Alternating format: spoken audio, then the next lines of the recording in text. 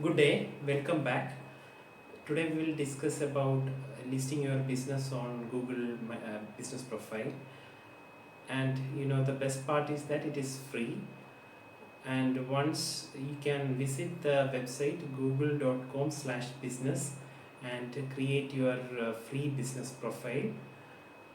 You can enter the phone number, accurate location, and business information, the type of business you have, and then you need to verify the profile. After verification, you can add the store operating time, photographs, and more information in the Google Business Profile.